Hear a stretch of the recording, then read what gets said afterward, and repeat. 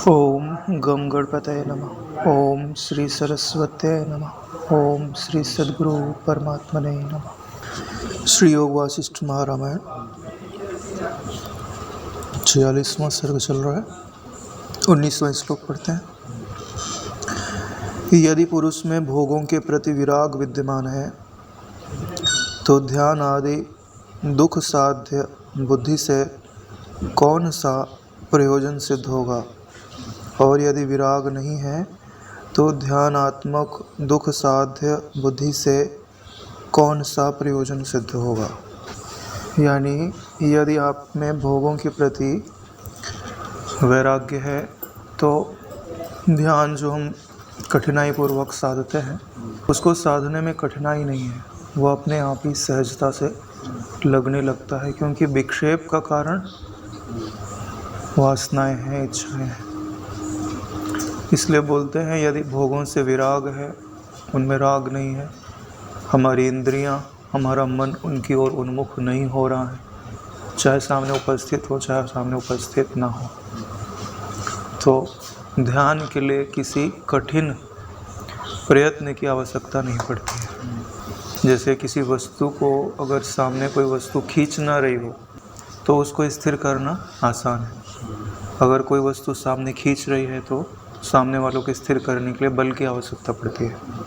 अंतःकरण में विराग उत्पन्न होने का अर्थ होता है कि बाहर जो विषयों का आकर्षण था, यानी विषयों का चुंबकत्व था, जो मन को बलात् विषयों की ओर खींच ले जाता था। मन का जो अधिष्ठान है वो एक है और जो विषय हैं वो अनेक हैं। जब विषयों में चुंबकत्व रहेगा तो यह जो मन है वो एक से अनेकत्व की ओर स्फुरित होगा, और इसी में बंधन है, इसी में पराधीनता है, इसी में जन्म मरण है। जितने भी क्लेश हैं सब इसी घटना से जुड़े हुए हैं। अब इस घटना को रिवर्स करना है। जो हमारा मन स्वाभाविक ही विषयों की ओर फुर रहा है, विषयों से अहमता ममता कर रहा है, अहमता ममता करके सुखी दुखी हो रहा है, और हम परेशान हो गए इन द्वंद्वों को सहते सहते, तो विचार उपजा कि इनसे छुटकारा पा लिया जाए। छुटकारा पाना है तो ये पूरी की पूरी जो क्रिया चल रही है इसको रिवर्स करना पड़ेगा, यानी अनेकत्व से एकत्व की ओर आना पड़ेगा। तो आप में अनेकत्व उत्पन्न कौन करता है? विषयों का जो ज्ञान है, विषयों का जो ज्ञान है, इसी को बोले तो विषयों के ज्ञान का जो भोग है। वास्तव में भोग आप ज्ञान का ही करते हो, हालांकि उसमें विषय आरोपित हो जाता है। जैसे कोई सुंदर वस्तु दिखती है तो सुंदर वस्तु का भोग थोड़ी होता है, सुंदर वस्तु के ज्ञान का भोग करते हो, यानी वृत्ति का भोग करते हो। मनुष्य वृत्ति का ही भोग करता है और किसी चीज़ का भोग नहीं करता। वो वस्तु बाहर पड़ी की पड़ी रह जाती है। सीधी बात है ना। अरे भैया आपने कोई स्वादु भोजन खाया, हाँ वो तो दांतों में मुंह में चबा हुआ करके पेट में चला गया है ना, मन में कहाँ गया? मन में तो केवल ज्ञान का ग्रहण हुआ, और आप पढ़ते हो मन के हो, मन में जो इन्फॉर्मेशन आती है उसी का पता चलता है। शरीर में क्या क्या हो रहा है उसका पता नहीं चलता है, उससे मन क्या ग्रहण कर रहा है उसका पता चलता है। अभी लीवर में क्या हो रहा है, किडनी में क्या हो रहा है, कोई खबर नहीं है, हो तो रहा है, लेकिन आपको पता किस चीज़ का चलता है? जो मन में आता है। तो मन में अनेकत्व का उपजना यही बंधन है, और मन को एकत्व की ओर लेके जाना ही मुक्ति है।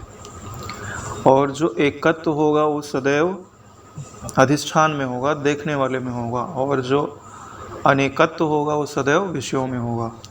यानी पांचों इंद्रियों के द्वारा जो बाहर का जगत अनुभव में आता है, ये एक ही संबित को अनेक रूपों में बांट देता है। एक ही ज्ञान सत्ता थी, जब आपने आँख नहीं खोली थी, मन भली भांति स्फुरित नहीं हुआ था, हल्का सा स्फुरित हुआ है, ज्ञान मात्र ही, और संस्कारों से वेष्टित नहीं हुआ है, और उन संस्कारों ने बलात् आपको पांचों इंद्रियों के द्वार खोलने के लिए प्रेरित नहीं किया है। तब एक शुद्ध शांत अवस्था है, बाहर भी शांति है और भीतर भी शांति है, वही चिदाकाश है। उसमें अगर आप शून्यता को देख पा लो व्यापकता को देख पा लो और असंगता को देख पा लो।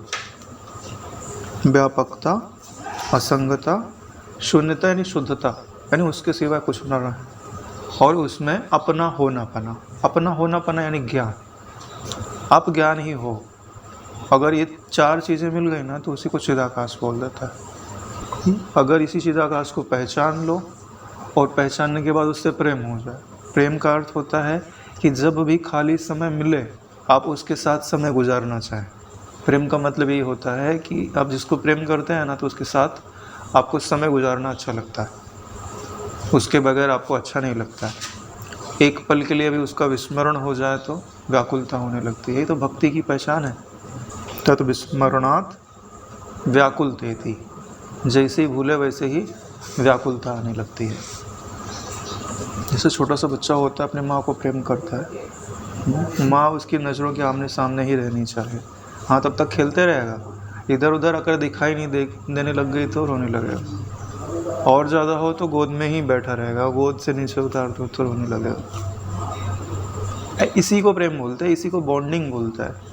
अब जब तक हमको अपने स्वरूप से, चिदाकाश तत्व से, निर्विषय तत्व से प्रेम नहीं होवेगा तो हम उसको कर्तव्य बुद्धि से करेंगे। कर्तव्य बुद्धि कब तक रहती है मन के अंदर? ज़्यादा देर तक नहीं रहती है, क्योंकि मन को रस चाहिए, और मन को रस प्रेम ही देता है, चाहे मानो चाहे नहीं मानो। मन को जो रस मिलता है वो प्रेम से ही मिलता है, चाहे वो वस्तु के प्रति प्रेम क्यों ना कर ले। अभी आप जाने अनजाने मोबाइल से प्रेम करते हो, खाली समय आपको मोबाइल के साथ गुजारना अच्छा लगता है। जिसके साथ आप अपना खाली समय है ना वो गुजारना चाहो, उसी से आपको प्रेम है। सच्चाई यही। जैसे खाली समय है, कोई कार्य नहीं है, आप योग वशिष्ठ लेके बैठे हो, थोड़ा पढ़ रहे हो, उस ब्रह्माकार वृत्ति में शांत हो रहे हो, तो आपको अपने स्वरूप से प्रेम है। अगर और आगे निकल गए तो योग वशिष्ठ की भी ज़रूरत नहीं है, आपकी स्मृति में वो ज्ञान आ गया, आप स्मरण करते हो 2-4 शब्दों का, 2-4 श्लोकों का, और शांति घटित हो जाती है। उस शांति में, एकाकारता में आप बैठे रहते हो। फिर आगे जा कर के फिर शब्दों की भी आवश्यकता नहीं रहती है।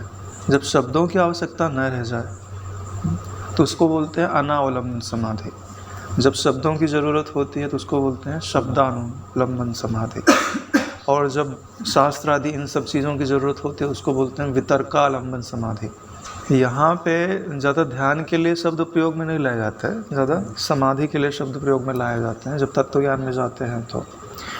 क्योंकि ध्यान का जो विषय होता है उसमें त्रिपुटी रहती है, और ज्ञान प्रारंभ में ही त्रिपुटी को बाधित करता है। यानी जो त्रिपुटी है वो पूरे का पूरा मेरा दृश्य है, यानी प्रमाता पने को, क्योंकि प्रमाण, प्रमाता और प्रमेय इनकी त्रिपुटी बनती है, जो टॉप की त्रिपुटी है। इसके नीचे सारी त्रिपुटियाँ, यानी त्रिपुटियों में भी ये स्थूलता के भेद से, सूक्ष्मता के भेद से, जैसे सबसे हार्ड जो त्रिपुटी होती है वो कर्ता कर्मकरण की होती है। जो अपने आप को बहुत कर्ता मानते हैं ना, हाँ, तो उनका अध्यास उसी में रहता है, तो अपने आप को कर्ता ही देखता है। इससे सूक्ष्म होती है भोक्ता की, उससे सूक्ष्म होती है दृष्टा की, उससे सूक्ष्म होती है प्रमाता की। तो जो देखने वाला है, यानी जिसके भीतर ये तीनों दिखते हैं, वो इनसे अलग है, वो मैं हूँ। ठीक है, तो इसको चाहे ध्यान बोल लो चाहे समाधि बोल दो, दोनों चीज़ें। क्योंकि समाधि किसको बोलते हैं? जहाँ त्रिपुटी ना होवे, जहाँ आपको ये अनुभव ना होवे कि मैं ध्यान कर रहा हूँ, तो उसको ध्यान नहीं कहा जाता, उसको समाधि कहा जाता है। आधि यानी मन का उपद्रव, सम यानी शांत हो जाना। जहाँ मन पूरी तरह से शांत हो गया, त्रिपुटी शांत हो गई, उसी को क्या बोलते हैं? समाधि, समाधान। यानी दृश्य को मिथ्या में रखना था और अपने आप को सत्य में रखना था, दोनों को उसकी जगह पे रख दिया, समाधान हो गया, छुटकारा हो गया। जब छुटकारा हो गया तो शांति हो गई। जैसे दूसरे का धन आप अपने नाम लिखा लो और वो झगड़ा करते रहे कि भाई हमारा धन क्यों ले लिया, तो अब शांति के लिए क्या करना पड़ेगा? उसका धन उसको वापस दे दो, शांति हो जाएगी। हमने भी क्या किया? प्रकृति का नाम, रूप, शरीर, अंतःकरण ये सब उठा के अपने पास रख लिया। अब प्रकृति बोल रही, झगड़ा कर रही है कि हमारा सामान तुम हमको वापस दे दो। हम बोल रहे हैं नहीं, ये तो हम हैं, ये हमारा है, हम तुमको कैसे वापस दे दें। बोले जब तक तुम वापस नहीं दोगे तब तक तुमको शांति से बैठने नहीं देंगे। अरे भाई, ये केस एक जन्म का नहीं है, 84 लाख योनियों में हम ये केस लड़ते आए हैं और हारते आए। अब सदगुरु रूपी वकील मिले, उन्होंने बताया कि भाई जो उसके हिस्से का है उसको दे दो और सुलह कर लो, तुम कभी जीत नहीं पाओगे। माया से कोई जीत नहीं सकता, क्यों? उलझा ही माया में है ना वो। शरणागत होकर के किनारे अवश्य लग सकता है, कोई लड़ करके माया से जीत जाए संभव नहीं है नारायण। हाँ, तुम पृथ्वी पे खड़े रह के पृथ्वी को उठा सकते हो क्या? भूल जाओ। तुम टेबल पे खड़े हो जाके कोशिश करो और टेबल को उठाने की कोशिश करो, तुम्हारा भार तो खुद उस पे आ गया, उठाओगे कैसे? जिस नाम रूप को माया ने धारण कर रखा है, उसी नाम रूप में उसके एक हल्के से टुकड़े में तुम मैंपना कर रहे हो और सोचते हो कि माया को जीत लेंगे। संभव नहीं है। स्वरूप के शरणागत हो जाओ, माया अपने आप निवृत्त हो जाती है, क्योंकि यही नियम है। जो नियम बनाए गए हैं ना पहले से, उनके अनुसार चलेंगे तो रास्ता क्लियर है, आराम से पार हो सकते हैं। लेकिन हमने अगर अपने बल का अभिमान किया तो बलवान की गति नहीं है। कितना भी बलवान हो, उससे बड़ा बलवान मिलता ही मिलता है। हाँ, शेर को सवा शेर मिलता ही मिलता है नारायण। जैसे नहीं कथा आती है कि कोई योगी गए और उन्होंने बोला कि भाई चलो भाई, आपको तो स्वर्ग ले जाया जाता है, आपने बड़ी तपस्या की है, ईश्वर की भक्ति की है। अरे बोले ये सब छोड़ो, जो मेरे तप का हिस्से का है वो मेरे को चाहिए, किसी का अनुग्रह नहीं चाहिए। तो फिर हिसाब किताब जोड़ा गया तो बोले शरीर तो माया का, प्रकृति का, तो शरीर तो पहले शरीर का टैक्स चुकाओ। हाँ, जब एक एक चीज़ का हिसाब होगा ना तो आपके पास कुछ नहीं बचेगा। किस चीज़ का अभिमान करते हो, काहे का कष्ट सहते हो तुम? हाँ, अनात्म अभिमान है तब लगता है कि मैंने किया हुआ है, तुम करते वर्ते क्या हो? आप भी किया तो क्या किया? हाँ, अन्न जल ये सब छोड़ेगा, वो तो तुम्हारा पहले से ही नहीं है। वो तो तुम्हारा पहले से ही नहीं है। जैसे अभी बोलते हैं कि हमने बहुत ईश्वर की भक्ति की, तो बोले क्या किया? मैंने बोले पुष्प चढ़ाए। अरे भाई, भगवान का ही गार्डन था, वहीं से तोड़े और वहीं ले जाके चढ़ा दिए। हमने जल चढ़ाया तो कोई भगवान की प्रकृति से उठाया और वहाँ ले जाके चढ़ा दिया। क्या दिया तुमने? हमने बोले भाई हमने सोने का छत्र चढ़ाया। हाँ, तो तुम पैसा ऊपर से लेके आए थे? सोना कहाँ से लाए? सोना कहाँ से लाए थे? यही कारण है कि सारी जो कर्म बंधन बनते हैं, अहंकार बनता है, वो अविचार के कारण बनता है, विचार किए नहीं। इसलिए बोल रहे हैं कि अगर भोगों के प्रति विराग है तो जो ध्यान रूप दुख साध्य बुद्धि है उसका कोई प्रयोजन नहीं है। विराग हो गया तो ध्यान, और ध्यान के पश्चात मन की निरुद्धता अपने आप घटित हो गई। जैसे बीज बो दिया गया है, अब उसको अनुकूल वातावरण मिल रहा है, तो आपको ये भावना नहीं करनी है कि थे अंकुर तू निकल, है ना? आपके बिना बोले निकलेगा। अंकुर से पंख निकलो, पत्ते निकलो, ये सब बोलने की ज़रूरत नहीं है। उसके लिए बीज की ज़रूरत है। अगर बीज नहीं होगा तो तुम पत्थर को कितनी भावना करो, कुछ निकलने वाला नहीं है। इसलिए वैराग्य रूपी बीज चाहिए, सब जगह वैराग्य रूपी बीज चाहिए। अष्टावक्र गीता पढ़ के देख लो, विषयान विश्वगत त्याज्य, योग वशिष्ठ महारामायण में तो वही है। अगर विराग नहीं है और फिर आप जो है ध्यानात्मक दुख साध्य बुद्धि से बहुत प्रयास कर रहे हो ध्यान लगाने का, तो क्या होगा? सदेगा ही नहीं। क्यों? क्योंकि बीज तो डाला ही नहीं। बिना बीज के आप प्रयास कर रहे हो, खूब अच्छे से खूब खाद डाली, खूब पानी डाला, लेकिन बीज नहीं डाला, तो क्या पेड़ निकलेगा? नहीं निकलेगा। वो बीज है विराग। और विराग ज़बरदस्ती नहीं, ज्ञान के द्वारा वैराग्य आना चाहिए। ज्ञान के द्वारा वैराग्य का अर्थ होता है कि ऐसी बुद्धि जो परिणाम को दिखा सके।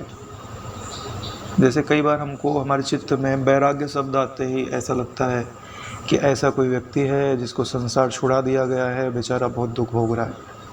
वैरागी आदमी है जिसके लिए पास खाने का नहीं है, पीने का नहीं है, रहने का नहीं है, तो ये बड़े वैरागी है। तो इससे अर्थ नहीं होता है। वैराग्य वास्तव में अंतःकरण का विषय है, बहिकरण का विषय नहीं है। वैराग्य हृदय में घटित होता है ना। अरे भाई राग कहाँ रहता है? मन में ही, अंतःकरण में रहता है ना। तो वैराग्य भी अंतःकरण में घटित होगा, उसका बाहर की किसी परिस्थितियों से कोई लेना देना नहीं। अब उसके लिए बाहर आपको कैसा वातावरण रखना है वो आपके मन के ऊपर निर्भर करता है।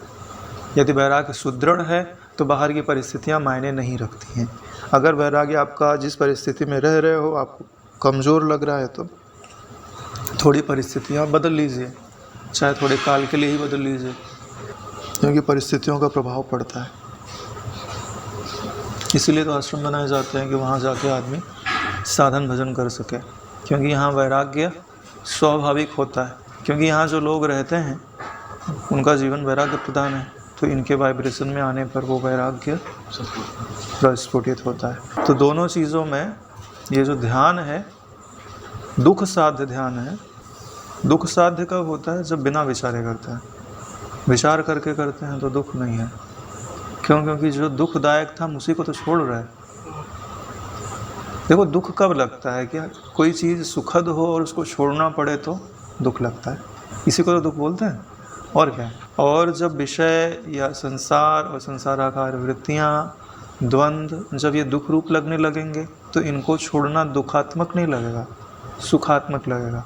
फिर ध्यान में बैठना सहज हो जाएगा कि कब फुर्सत मिले और कब मैं अपनी वृत्तियों को समेट लूँ, जैसे कछुआ अपने अंगों को समेट लेता है। आगे कहते हैं, हे भद्र, जो पुरुष विषयों के स्वाद से मुक्त है, जो पुरुष विषयों के स्वाद से मुक्त है एवं विवेक ज्ञान से संपन्न है। देखो दोनों चीज़ें, विषयों के स्वाद से मुक्त है और विवेक ज्ञान से संपन्न है, उस महामुनि को निर्विकल्प समाधि निरंतर लगी रहती है, चाहे आंख बंद हो चाहे खुली हो। और कैसी समाधि है? बोले निर्विकल्प समाधि है। बोले आप ये कैसे कह सकते हो कि उसकी निर्विकल्प समाधि है?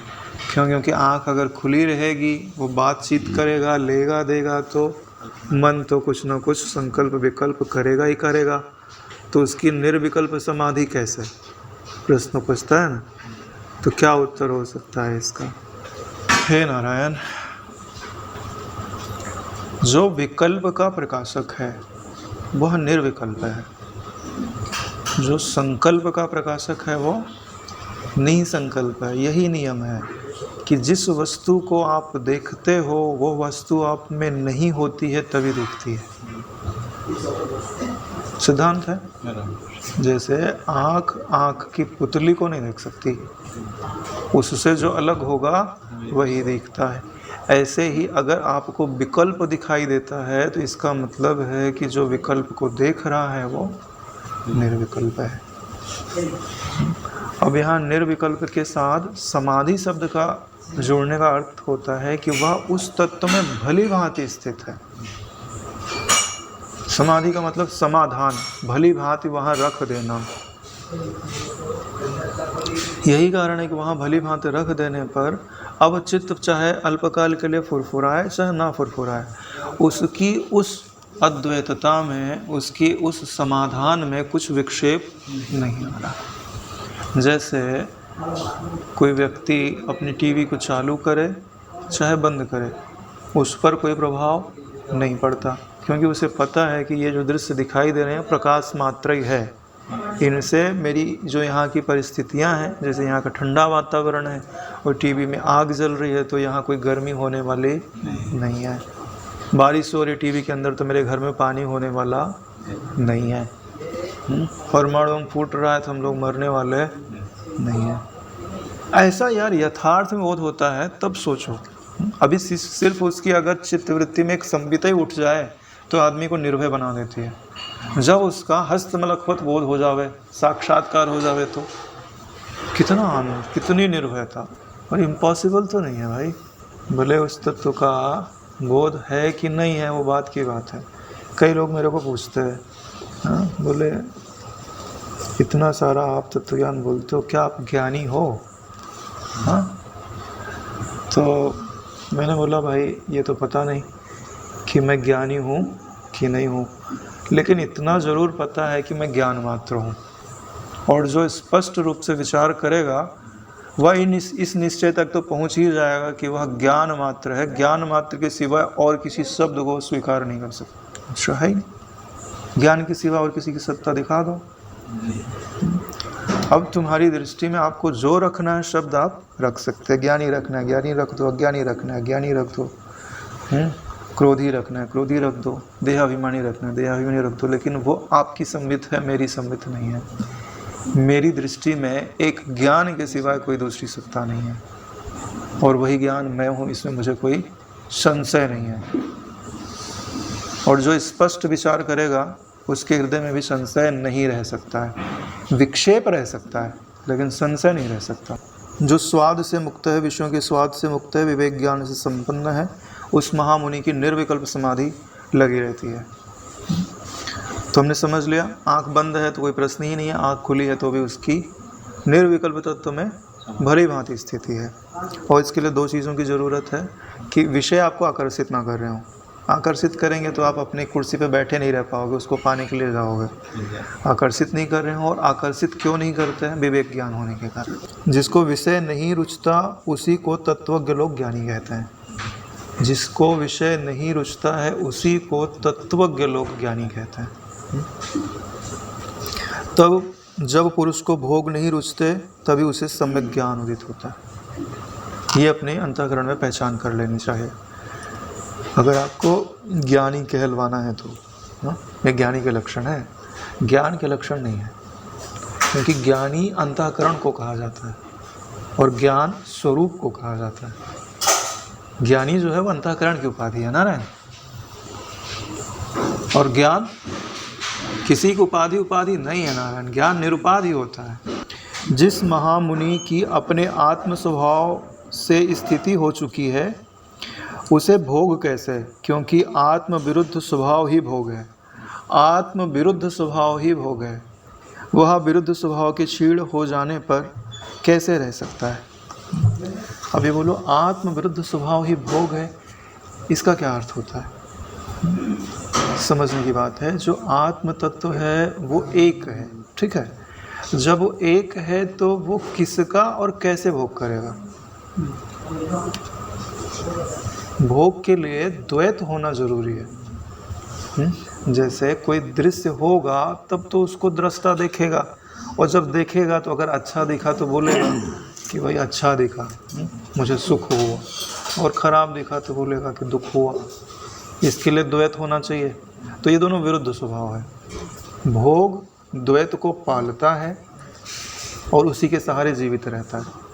पालने का अर्थ होता है कि भाई हम शांत तो बैठे थे और फिर हमको भोग की इच्छा उत्पन्न हुई, तब हमने क्या किया कि आंखें खोली और द्वैत को स्वीकार कर लिया, गले लगा लिया। भद्र पहले गुरु सहपाठी आदि के साथ वेदांत श्रवण करे। देखो लिखा हुआ, आ गया ना बात। ईश्वर भी अनुग्रह करते रहते हैं। अभी कल ही तो बोला था शायद मैंने। पहले गुरु सहपाठी आदि के साथ वेदांत श्रवण करे, उपनिषदों की आवृत्ति करे, फिर प्रणव जप करे। इतना सब कर लेने के बाद समाधि में तत्पर हो जावे। अंतरंग समाधि में, बहिरंग समाधि बाद में लगती है, नारायण। पहले अंतरंग समाधि में तत्पर रहो। कई लोग तो मेरे को ऐसे ही बोल देते हैं, हाँ अभी विक्षेप की निवृत्ति हुई नहीं, मल की निवृत्ति नहीं, हमारी तो सहज समाधि है। अरे भाई बोल देने से थोड़ी ना हो जाता है। सो रहे हैं और फिर अंत में पूछा जाए तो क्या करें? हम तो श्वासों श्वास में एकदम मस्त हैं, और दिखाई दे रहा है कि आलस्य कर रहे हैं, प्रमाद कर रहे हैं। अरे नारायण, जो अद्वैतता का निश्चय होता है ना, उसका बल होता है, झलकता है, उसके वाणी से झलकेगा। इतना सब कर लेने के बाद समाधि में तत्पर हो जाए। समाधि टूट जाने पर समाधि श्रांत वह पुरुष फिर श्रवण, आवर्तन एवं प्रणव का जप करे। ये बात इसी के लिए एक हठयोग में भी एक श्लोक आता था, उसमें भी बोलते थे कि आत्माकार वृत्ति को बनाओ। जब आत्माकार वृत्ति बनाने से थके तो फिर ध्यान करो, जब ध्यान से थके तो फिर जप करो, उपासना करो, और फिर जब इन सब से भली भांति शांत हो जाओ तो फिर से आत्माकार वृत्ति बनाओ। तो वही चीज़ यहाँ पर भी कही जा रही है कि पहले गुरु से पाठी के साथ जो है वेदांत का श्रवण करे, उपनिषदों की आवृत्ति करे, प्रणव का जप करे, फिर समाधि में तत्पर रहे। यानी जप के बाद आपको ध्यान लगाना है, और ध्यान भी ऐसा जो ज्ञान से त्रिपुटी को बाधित कर देवे। यह सब होने पर भी समाधि की ओर प्रधान लक्ष्य रखना चाहिए। इस आशय से उपसंहार कहते हैं, हे राम जी, अपने भीतर एकमात्र निर्वाण रूप समाधि की ओर लक्ष्य रख के स्थित रहना चाहिए। किसी प्रकार का खेद नहीं करना चाहिए, सारी शंकाओं को तिलांजलि दे देनी चाहिए। यही समाधि अति रमणीय सुषुप्ति के सदृश परम शांत शरतकालीन विस्तृत बादलों के सदृश निर्मल है। इसी अवस्था में चित्त एक रूप और प्रशांत रहता है।